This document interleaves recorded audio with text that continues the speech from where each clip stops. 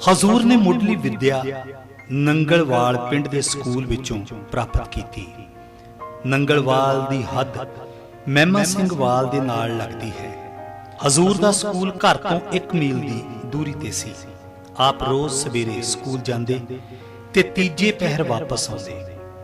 ਇਸ ਤੋਂ ਬਾਅਦ ਹਜ਼ੂਰ ਗੁਜਰਾਂਵਾਲ ਦੇ ਮਿਡਲ ਸਕੂਲ ਵਿੱਚ ਦਾਖਲ ਹੋ ਗਏ। ਗੁਜਰਾਂਵਾਲ ਦਾ ਸਕੂਲ ਹਜ਼ੂਰ ਦੇ ਘਰ ਤੋਂ 2-2.5 ਮੀਲ ਦੀ ਦੂਰੀ ਤੇ ਸੀ। ਹਜ਼ੂਰ ਪੈਦਲ ਹੀ ਸਕੂਲ ਆਉਂਦੇ ਜਾਂਦੇ ਸਨ। ਆਪ ਸਵੇਰੇ ਸਕੂਲ ਜਾਂਦੇ, ਦੁਪਹਿਰ ਦਾ ਖਾਣਾ ਡੱਬੇ ਵਿੱਚ ਨਾਲ ਲੈ ਜਾਂਦੇ ਅਤੇ ਸ਼ਾਮ ਨੂੰ ਪੜ੍ਹ ਕੇ ਵਾਪਸ ਆਉਂਦੇ। ਗ੍ਰਹਿ ਅੰਧਕੂਪ ਤੇ ਮਾਇਆ, ਅੰਧਕੂਪ ਤੇ ਮਾਇਆ। ਹਜ਼ੂਰ ਬਚਪਨ ਤੋਂ ਹੀ ਬਹੁਤ ਜ਼ਹੀਨ ਤੇ ਮਿਹਨਤੀ ਸਨ। ਆਪਣੀ ਜਮਾਤ ਵਿੱਚ ਸਦਾ ਅੱਵਲ ਆਉਂਦੇ। ਆਪ ਆਪਣੇ ਅਧਿਆਪਕਾਂ ਉਸਤਾਦਾਂ ਦਾ ਪਿਤਾ ਸਮਾਨ ਸਤਿਕਾਰ ਕਰਦੇ। ਆਪ ਦੇ ਆਦਰ ਭਰੇ ਵਿਵਹਾਰ ਤੇ ਨੇਕ ਵਿਚਾਰਾਂ ਕਰਕੇ ਅਧਿਆਪਕ ਸਦਾ ਹੀ ਉਹਨਾਂ ਦੇ ਨਾਲ ਖੁਸ਼ ਰਹਿੰਦੇ ਸਨ। ਹਜ਼ੂਰ ਕਦੀ-ਕਦੀ ਆਪਣੀ ਫਾਰਸੀ ਦੇ ਉਸਤਾਦ ਜੀ ਦੀ ਗੱਲ ਕਰਿਆ ਕਰਦੇ ਸਨ। ਆਪ ਫਰਮਾਉਂਦੇ ਸਨ ਕਿ ਉਹ ਆਪ ਖੂਹ ਵਿੱਚੋਂ ਪਾਣੀ ਕੱਢ ਕੇ ਮੁੰਸ਼ੀ ਜੀ ਨੂੰ ਇਸ਼ਨਾਨ ਕਰਵਾਉਂਦੇ ਤੇ ਉਹਨਾਂ ਦੇ ਘਰ ਦਾ ਸਾਰਾ ਕੰਮ ਖੁਸ਼ੀ-ਖੁਸ਼ੀ ਕਰਦੇ ਸਨ। कल जुग में स्वामी दया विचारी, कल जुग में स्वामी दया विचारी। जिथे जिस अवस्था विच मालिक ने रखिया कर्मा करके रखिया बेटा। 2 वक्त दी रोटी सारिਆਂ ਨੂੰ मालिक ने देनी है, मिलूगी। ਵਿਦਿਆ ਪ੍ਰਾਪਤੀ ਤੋਂ ਬਾਅਦ ਨੌਕਰੀ ਦੇ ਦਿਨਾਂ ਦੇ ਵਿੱਚ ਵੀ ਹਜ਼ੂਰ ਆਪਣੇ ਪੁਰਾਣੇ ਉਸਤਾਦਾਂ ਨੂੰ ਸਮੇਂ-ਸਮੇਂ ਕੋਈ ਨਾ ਕੋਈ ਚੀਜ਼ ਭੇਂਟ ਕਰਦੇ ਰਹਿੰਦੇ ਸਨ।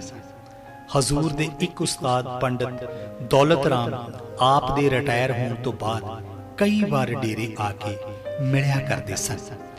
ਹਜ਼ੂਰ ਉਹਨਾਂ ਦਾ ਬੜਾ ਸਤਿਕਾਰ ਕਰਦੇ। ਪੰਡਤ ਜੀ ਦੱਸਦੇ ਸਨ ਕਿ ਹਜ਼ੂਰ ਐਬਟਾਬਾਦ ਤੇ ਮਰੀ ਪਹਾੜ ਤੋਂ ਉਹਨਾਂ ਲਈ ਗਰਮ ਪੱਟੀ ਦੇ ਥਾਨ ਭੇਜਿਆ ਕਰਦੇ ਸਨ। ਪੰਡਤ ਜੀ ਕਹਿੰਦੇ ਸਨ ਕਿ ਅਸੀਂ ਸ਼ੁਰੂ ਤੋਂ ਹੀ ਕਹਿੰਦੇ ਹੁੰਦੇ ਸਾਂ ਕਿ ਇਹ ਲੜਕਾ ਇੱਕ ਦਿਨ ਬਹੁਤ ਵੱਡਾ ਇਨਸਾਨ ਬਣੇਗਾ। ਗੁਜਰਾਂਵਾਲ ਸਕੂਲ ਤੋਂ ਪਾਸ ਹੋਣ ਤੋਂ ਬਾਅਦ ਹਜ਼ੂਰ ਲੁਧਿਆਣਾ ਦੇ ਮਿਸ਼ਨ ਹਾਈ ਸਕੂਲ ਵਿੱਚ ਦਾਖਲ ਹੋਏ। बोले पावे ना ओहो बोले, मैं ते उस तो वारी हाँ। ਤੁਹਾਨੂੰ ਤਰਸ ਨਹੀਂ ਆਉਂਦਾ ਸਾਡੇ ਤੇ? ਤੁਹਾਨੂੰ ਨਹੀਂ ਆਂਦਾ ਮੇਰੇ ਤੇ? ਅਸੀਂ ਵੀ ਤਾਂ ਪੂਰਾ ਟਾਈਮ ਦੇ ਹੀ ਰਹੇ ਹਾਂ। हैं ਅਸੀਂ ਵੀ ਤਾਂ ਪੂਰਾ ਟਾਈਮ ਦੇ ਰਹੇ ਹਾਂ। बेटा जिस दिन पूरा टाइम दियोगे फिर इतने खड़े होकर सवाल नहीं पूछोगे। ਲੁਧਿਆਣਾ ਮਹਿਮਾ ਸਿੰਘ ਵਾਲ ਤੋਂ 14 ਮੀਲ ਤੇ ਹੈ। ਉਹਨਾਂ ਦਿਨਾਂ ਵਿੱਚ ਲੁਧਿਆਣਾ ਧੁਰੀ ਰੇਲ ਦੀ ਲਾਈਨ ਨਹੀਂ ਸੀ ਚੱਲੀ। ਹਜ਼ੂਰ ਹਰ ਸ਼ਨੀਵਾਰ ਨੂੰ ਸਕੂਲ ਤੋਂ ਬਾਅਦ ਪੈਦਲ ਚੱਲ ਕੇ ਮਹਿਮਾ ਸਿੰਘ ਵਾਲਾ ਆਉਂਦੇ ਤੇ ਸੋਮਵਾਰ ਨੂੰ ਸਵੇਰੇ ਲੁਧਿਆਣੇ ਲਈ ਚੱਲ ਪੈਂਦੇ। ਜਦ ਸੋਮਵਾਰ ਨੂੰ ਘਰੋਂ ਤੁਰਦੇ ਤਾਂ 1 ਹਫ਼ਤੇ ਦਾ ਰਾਸ਼ਨ, ਆਟਾ, ਦਾਲਾਂ ਆਦਿ ਖੁਦ ਚੱਕ ਕੇ ਨਾਲ ਲੈ ਜਾਂਦੇ। ਇਸ ਤਰ੍ਹਾਂ ਉਹਨਾਂ ਨੂੰ ਪੈਦਲ ਤੁਰਨ ਤੇ ਸੈਰ ਕਰਨ ਦਾ ਅਭਿਆਸ ਬਾਲਪਨ ਤੋਂ ਹੀ ਹੋ ਗਿਆ ਸੀ। ਬਾਅਦ ਵਿੱਚ 80-85 ਸਾਲ ਦੀ ਉਮਰ ਵਿੱਚ ਵੀ ਹਜ਼ੂਰ ਸਤਸੰਗ ਵਾਸਤੇ ਪਹਾੜਾਂ ਵਿੱਚ ਕਈ ਮੀਲ ਪੈਦਲ ਹੀ ਚੱਲ ਕੇ ਜਾਂਦੇ ਸਨ, ਜਿੱਥੇ ਕਿ ਉਹਨਾਂ ਦਿਨਾਂ ਵਿੱਚ ਮੋਟਰ ਦੀ ਸਵਾਰੀ ਵਾਸਤੇ ਸੜਕਾਂ ਨਹੀਂ ਸਨ। ਪਹਾੜਾਂ ਦੀ ਚੜ੍ਹਾਈ ਹਜ਼ੂਰ ਇਸ ਫੁਰਤੀ ਨਾਲ ਚੜ੍ਹਦੇ ਸਨ ਕਿ ਵੱਡੇ ਜਵਾਨ ਵੀ ਥੱਕ ਕੇ ਪਿੱਛੇ ਬੈਠ ਜਾਂਦੇ।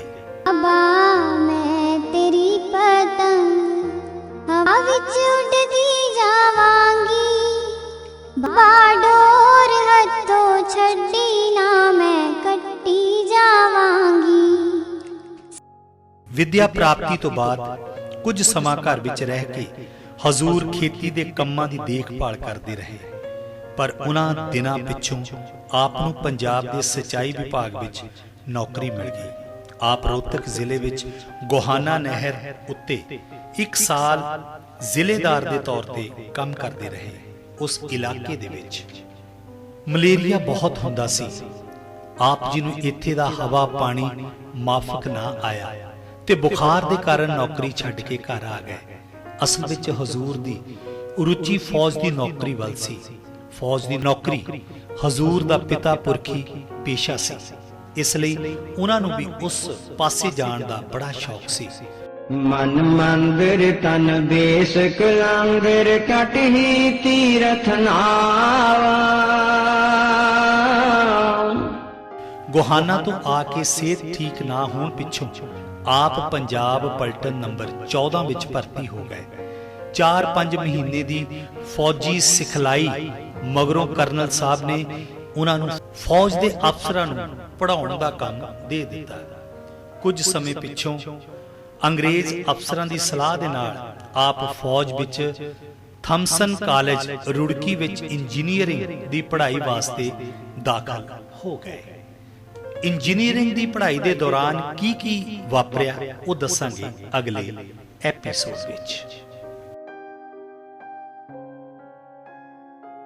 ਜਿੱਥੇ ਜਿਸ ਅਵਸਥਾ ਵਿੱਚ ਮਾਲਿਕ ਨੇ ਰੱਖਿਆ ਕਰਮਾ ਕਰਕੇ ਰੱਖਿਆ ਬੇਟਾ। 2 ਵਕਤ ਦੀ ਰੋਟੀ ਸਾਰਿਆਂ ਨੂੰ ਮਾਲਿਕ ਨੇ ਦੇਣੀ ਹੈ, ਮਿਲੂਗੀ। ਜਿੱਥੇ ਸੇਵਾ ਭਾਵਨਾ ਹੋਵੇ ਨਾ ਬੇਟਾ, ਉੱਥੇ ਸਾਰਾ ਕੁਝ ਹੀ ਆਸਾਨ ਹੋ ਜਾਂਦਾ ਬੇਟਾ। ਔਰ ਹਿੰਮਤ ਆਪਣੇ ਆਪ ਮਿਲਦੀ ਹੈ। ਔਰ ਹਿੰਮਤ ਕੋਈ ਦੇ ਨਹੀਂ ਸਕਦਾ ਬੇਟਾ, ਹਿੰਮਤ ਅੰਦਰੋਂ ਆਊਗੀ, ਕਿਉਂਕਿ ਆਪਣੀ ਖੁਸ਼ੀ ਹੁੰਦੀ ਹੈ ਬੇਟਾ, ਵਿਸ਼ਵਾਸ ਹੁੰਦਾ ਹੈ, ਉਹਦੇ ਚੋਂ ਹਿੰਮਤ ਮਿਲਦੀ ਹੈ।